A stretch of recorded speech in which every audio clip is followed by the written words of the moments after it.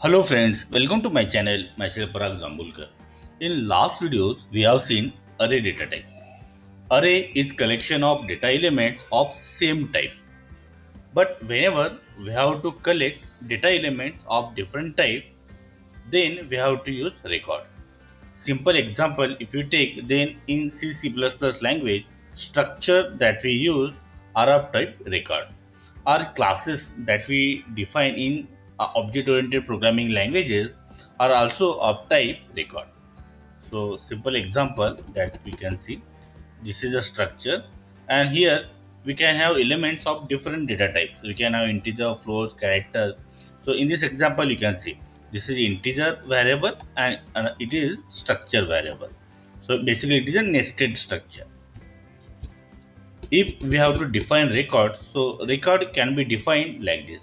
It is an aggregate, that is a collection of heterogeneous data elements in which individual elements are identified by names and accessed through offsets from the beginning of structure. Now, what do you mean by this? So that you have seen, it is a collection of heterogeneous data elements. So there can be some elements of integer type, some elements can be float type, some elements can be character type, or any data type. Then those are identified by names. So in array we have subscripts or indices to access, but in record we identify them by their names or name constants. Then how they are accessed?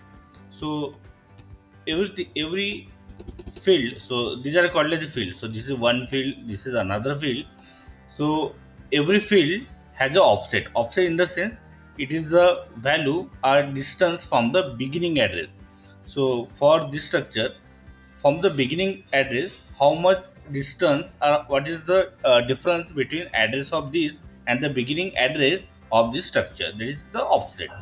So it is accessed by offset of this field and it is accessed by offset of this field. So this is the definition of record. Now see, so we compare it with array. So already we have seen that array is a collection of data elements of same type and they are processed in same way. Why they are processed in same way? Because all data elements are variables are of same type, while records a collection of heterogeneous data type and different fields means different variables are not processed in same way as they are of different types, so they will be processed in different way. And again that I have told, array elements are accessed using subscript means indices, while record elements are accessed using field names, that is the names of the individual fields. Now how it is implemented in different languages. So in C++ and C sharp we have struct data type. So already we are aware of that. So for example, C, to define linked list, we use structure like this. Then to we have to define variable of that. So here we have defined structure by using this struct keyword, and then we are creating variable of this. So here you can see. Here we have created variable of type this. Then so whenever we are creating variable of type structure, we can access the elements by using dot. So for example, see note dot info like this. Then one more example for defining binary tree. So here we are use struct keyword. Then name we have given to the structure.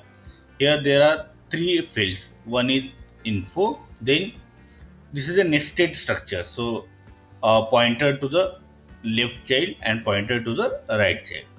And again we can define the variable like this. Now in COBOL language, records are defined like this. So here you can see.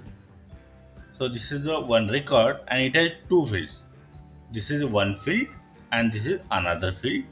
And here you can see inside this record there is one more record. So this is one more record. This is a nested record. So inside this, in this record there are three fields. In this record there are three fields. First field, second field and third field. This is how records are defined in COBOL language. Then we'll see records in ADA language.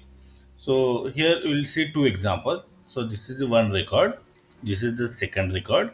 So here you can see in this record, name is this employee underscore name underscore type, and fields are this first, middle, last. Then this is another record that is defined employee underscore record underscore type, and here there are two fields, first field and second field. So here you can see this is the variable or field of type this employee underscore name underscore type, and this is defined here. Means here we are using this record as a type here or field here, and to create variable of this type, here you can see here we are defining one field or variable of type this of type this. Then in Java language and C Sharp language, so already I have told classes that we use, because see classes again it is a collection of variables and the functions, variables and the method.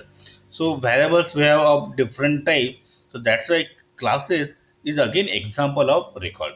So in Java language and C Sharp language or any other object oriented programming language, what are the classes that we use, again it is example of records. Then descriptor. So descriptor means is collection of all the attributes. Attributes means properties. So collection of all the attributes or properties is called a descriptor. Now see, a descriptor for a record is shown like this. So see, this is a record and there are different fields. So this is a one field, just like that there will be second field, third field, up to the end field. So see, in every field, what will be there? There will be some elements. So name will be there. Then its type and offset. Offset means it is the address. It is the distance from the beginning address. So from where this record is started. So what is the distance or difference from the beginning address? So this is offset for this field. Likewise, we will have these three values for each field. So this is a field n. So again you can see name of the data elements, then its type and the offset, and finally address. Address in the sense it is the beginning address of this record. So in this way, this descriptor is defined for a record. So friends, I hope you like this video. If yes, then click on like, subscribe to this channel, and don't forget to press bell icon so that you will get notification of my next video. So stay connected. Thank you.